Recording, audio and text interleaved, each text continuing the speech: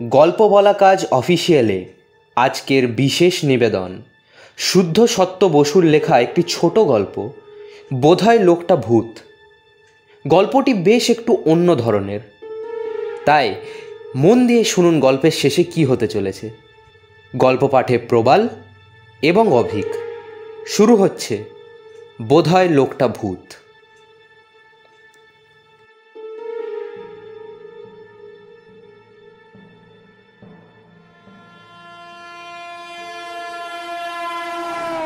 তখন আমি রেলে কাজ করি।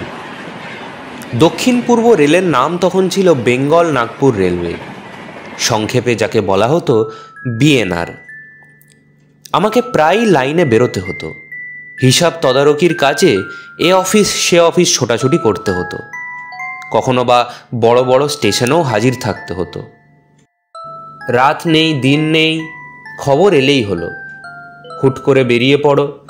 ট্রেন যদি সে সময় না থাকে, মালগাড়ির শেষে গার্ডের কামরায় চেপে চলো।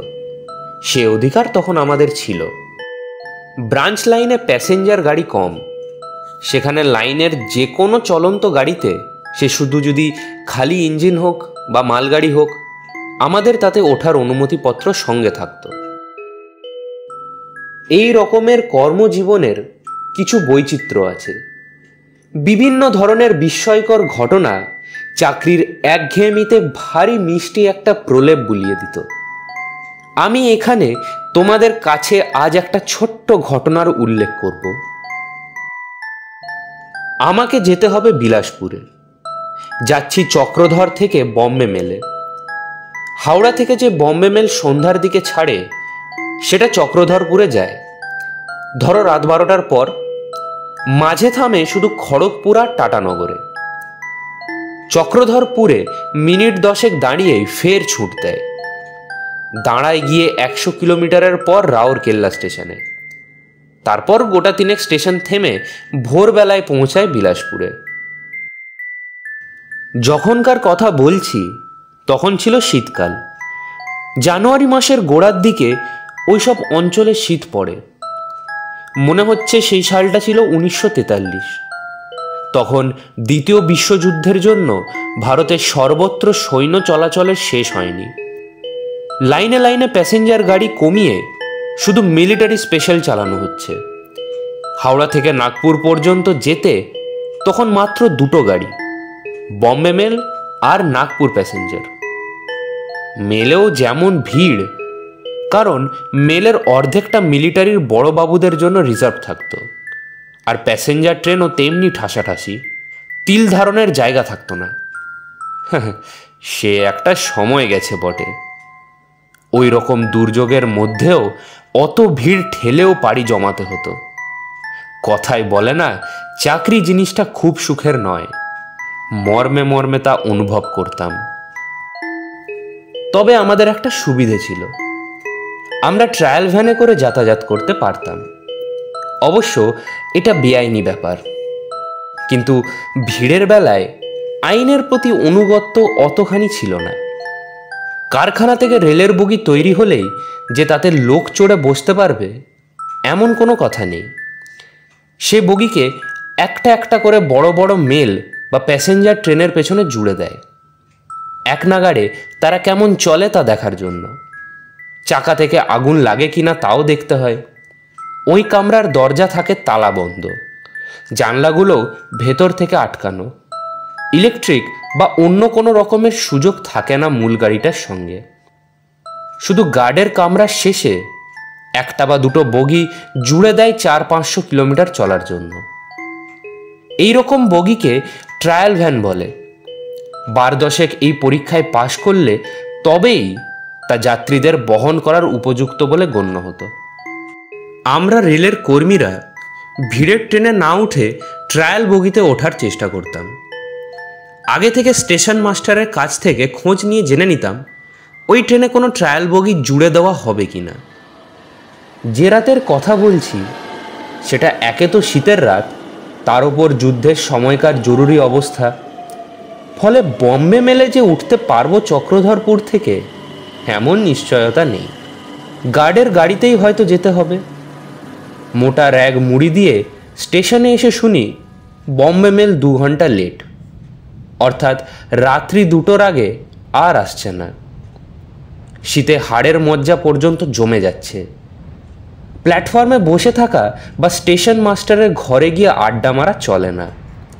পাহাড়ে জায়গা চক্রধরপুর, ছোট্ট পাহাড়ে ঘেরা, তাই সাংঘাতিক ঠান্ডা। শীতের রাত যে কীরকম যন্ত্রণাদায়ক হতে পারে তার ধারণা আমার এই প্রথম।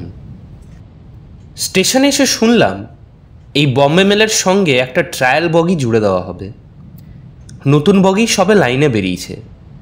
2 দিন হলো খড়গপুরের রেল কারখানা থেকে ছাড়া পেয়ে চক্রধরপুর সাইডিংয়ে রয়েছে। ভাগ্য ভালো বলতে হবে। তাড়াতাড়ি একটা কুলিকে ডেকে নিয়ে সাইডিংয়ে গিয়ে ট্রায়াল বগিতে উঠলাম। স্টেশন মাস্টারের কাছ থেকে রেল কামরার দরজার চাবি আনিয়ে দরজা খোলা হলো।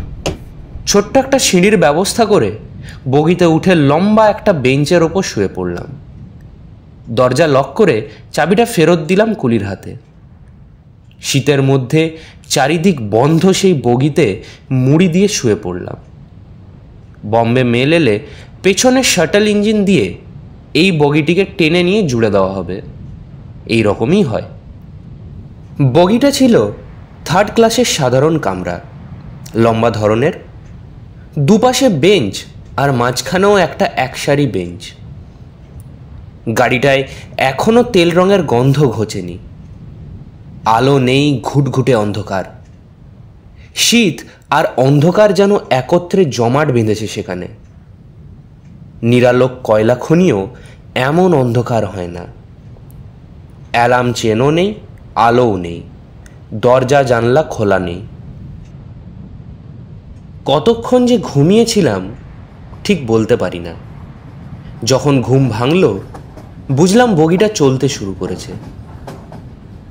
খটাং খটাং আওয়াজ হচ্ছে। বম্বে মেলের পেছনে বগিটাকে জোড়া হলো। শাটল ইঞ্জিনও খুলে চলে গেল। নিশ্চিত হলাম সকালে বিলাসপুরে গিয়ে নামাও যাবে। অফিসের কাজ সারতে আর দেরি হবে না।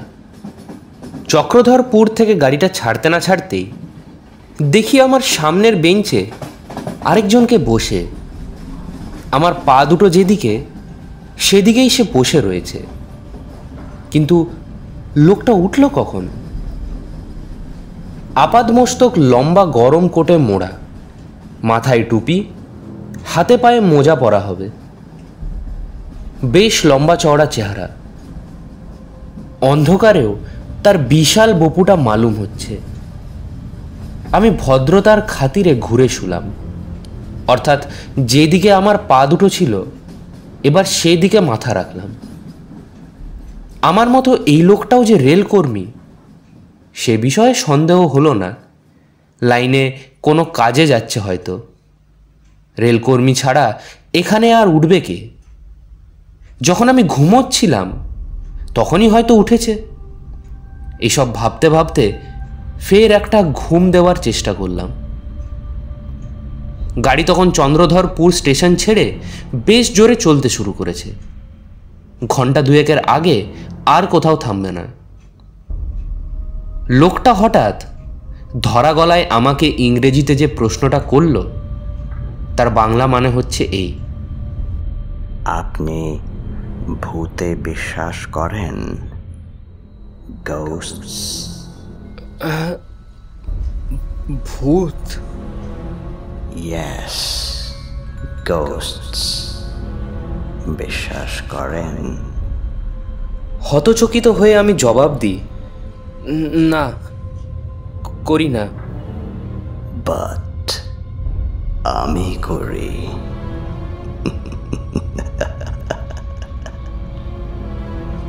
এই কথা বলার সঙ্গে সঙ্গেই লোকটা উঠে গেল কামরা থেকে।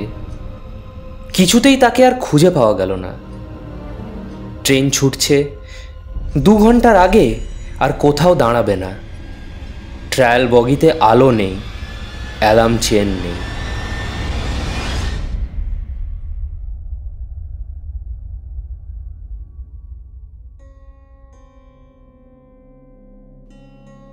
গল্প বলা কাজ অফিসিয়ালে আজ আপনারা শুনলেন শুদ্ধ সত্য বসুর লেখা একটি ছোট গল্প বোধহয় লোকটা ভূত।